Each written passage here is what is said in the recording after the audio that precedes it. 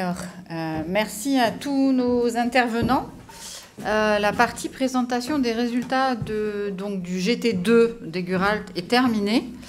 On pourra, bien sûr, pour répondre aux questions après, à l'issue de la journée, hein, pendant la table ronde ou pendant le petit verre de l'amitié qu'on a prévu après, quand même.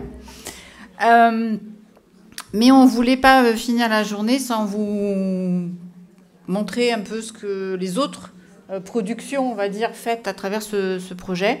Et donc, Régis, tu as mis ton nom ? Ouais, super. Va vous présenter le module de formation qu'on est en train de mettre en place. Il est en cours de construction.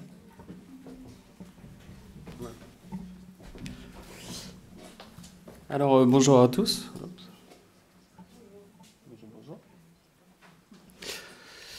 Donc, on a mis en place effectivement un module de formation où on est en train en fait de le créer, mais sur des bases de tout ce que les camarades ont élaboré, ont travaillé. Donc, tout ce qui a été mis en place par ces efforts, et notamment là, le guide de bonne pratique, et tout ce qu'il a bien révélé, toutes les fiches en fait techniques ont été aussi mises en place.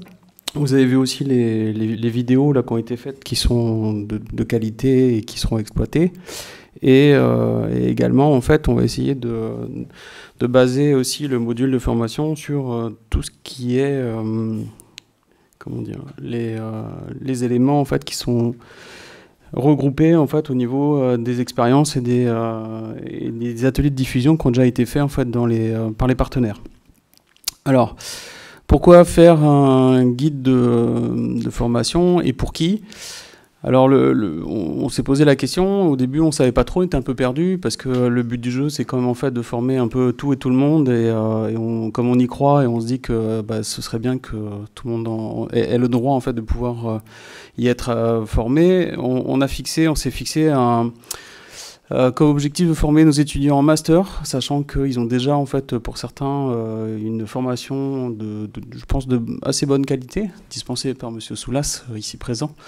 Et donc de fixer, en fait, un niveau 2 qui serait basé, donc c'est des étudiants qui viennent un peu de partout, parce qu'en master, on récupère en fait des étudiants qui viennent d'autres établissements, qui ont des niveaux hétérogènes, c'est ce qu'on a marqué, et ils sont assez habitués à des formats de cours descendants, et ça, on va essayer peut-être de faire un truc là-dessus. Et en même temps, comme au niveau de la population, il y a des âges qui sont différents, mais ils sont quand même relativement habitués à les outils digitaux, donc ça nous a fait cogiter.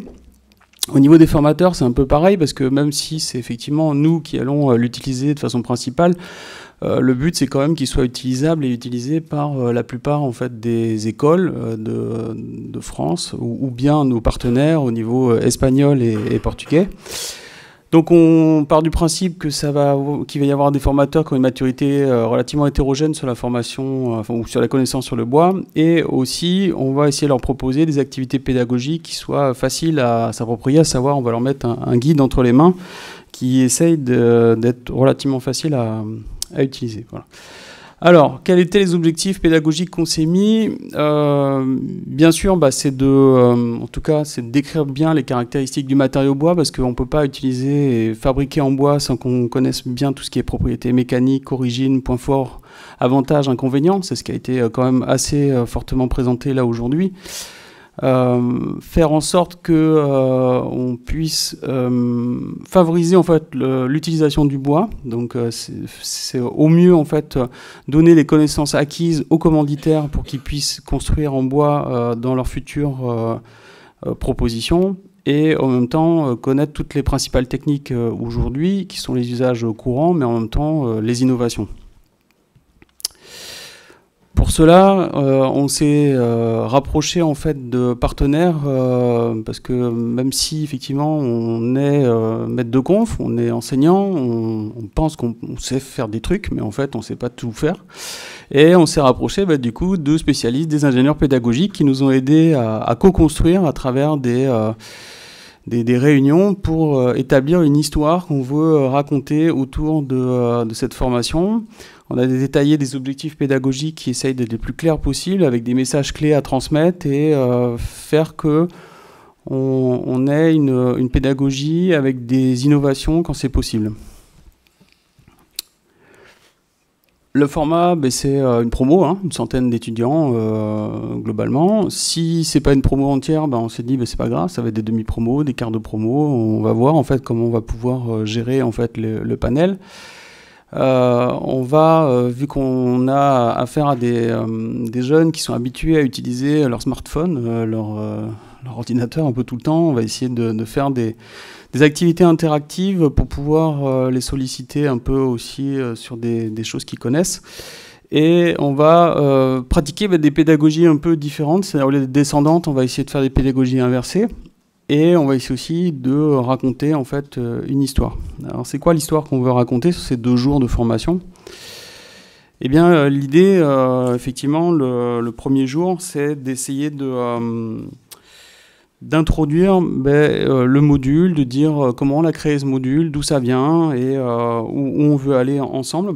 Donner envie au maximum, toujours pareil, hein, la pédagogie c'est un peu ça. Expliquer les caractéristiques du matériau, ça c'est sûr, c'est obligé. Citer les origines du matériau, ses bois, ses avantages dans l'histoire.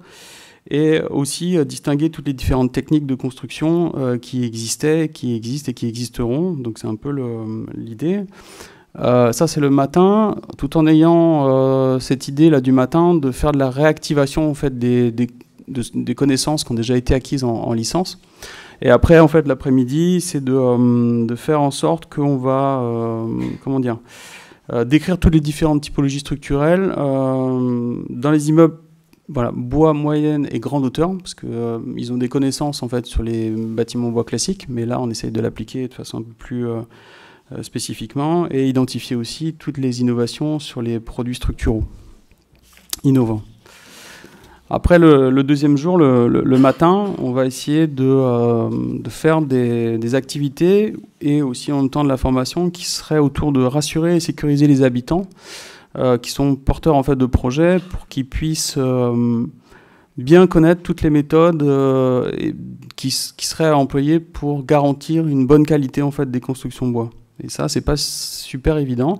Et l'après-midi, c'est de faire une synthèse de tout ce qu'on a vu au préalable et en même temps d'essayer de promouvoir et de répondre à tout ce que les gens ils pourraient avoir peur s'ils voulaient vraiment faire un bâtiment de qualité en bois moyenne hauteur.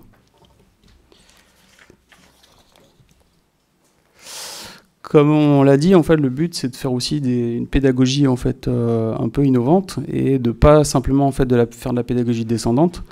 Donc là, on a essayé de chercher, on s'est posé des questions, on s'est dit comment on peut faire en fait un peu différemment de ce qu'on fait aujourd'hui. Et on va essayer effectivement de demander les avis, d'interagir en fait avec les étudiants au maximum, de faire en sorte qu'on puisse les rendre participatifs et par des jeux info intox, duo, etc. Tout ce qu'on a vu, on a découvert ça. Et on essaye aussi de partager le savoir avec des dessins, des mind maps, et de stimuler la participation avec des jeux de rôle. Ça, c'est plutôt le deuxième jour, l'après-midi. On va faire ce genre d'activité. On va se baser en fait aussi sur les fiches techniques qu'on a vues et on va essayer de les exploiter. Et on va essayer de rendre les choses les plus concrètes possibles avec des pitchs et voilà. Et on va se raconter en fait et surtout c'est de faire qu'il y ait des croisements et que il y ait des systèmes avec les gens apprennent des choses aux autres qui sont là et il y a un croisement en fait des informations. Voilà, et c'est en partant de ce constat-là, des activités pédagogiques, qu'on s'est dit, on va essayer de le tester un peu aujourd'hui. Et c'est pour ça qu'Aline se rapproche de moi.